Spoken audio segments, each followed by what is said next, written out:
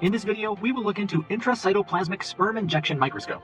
This video will be added to our microscope video playlist for future reference. So let's look where it all began. The first child born from a gamete micromanipulation technique, in which special tools and inverted microscopes are used that help embryologists to choose and pick an individual sperm for ICSI IVF, was a Singapore-born child in April 1989. The technique was developed by Gianpiero Palermo at the Vrije Universities, Brussels, and the Center for Reproductive Medicine headed by Paul de Vrooy and André van Stuttegem. The procedure itself was first performed in 1987, though it only went to the pronuclear stage. The first activated embryo by ICSI was produced in 1990, but the first successful birth by ICSI took place on January 14, 1992, after an April 1991 conception. So what is intracytoplasmic sperm injection microscope? Intracytoplasmic sperm injection, or ICSI, is an in vitro fertilization technique in which a single sperm is injected into the oocyte cytoplasm using a pipette. Our inverted microscope system helps improve the quality of ICSI, which requires both speed and precision. With an optical system exclusively developed for ICSI, the microscope enables clear visualization of the spindle in a metaphase II oocyte through the oculars. Observing the spindle helps improve ICSI precision by confirming the oocyte's phase of maturation and the position of the pipette injection to avoid damage to the spindle. The motorized unit also contributes to faster ICSI through its streamlined operation, helping alleviate stress on the oocyte. Optional differential interference contrast, or DIC, observation units enable researchers to use intracytoplasmic morphologically selected sperm injection, or IMSI, to confirm the shape, size, and number of vacuoles in the head of the sperm. Let's look into components of intracytoplasmic sperm injection microscope. The major components of the ISIM are inverted microscope, micromanipulator set, diascopy illumination stand, pneumatic microinjector, and oil hydraulic manipulator. Let's look into inverted microscope. The stage of an inverted microscope is usually fixed, and focus is adjusted by moving the objective lens along a vertical axis to bring it closer to or further from the specimen.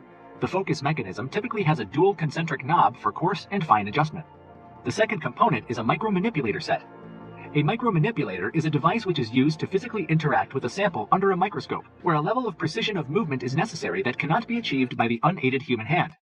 It may typically consist of an input joystick, a mechanism for reducing the range of movement, and an output section with the means of holding a microtool to hold, inject, cut, or otherwise manipulate the object as required.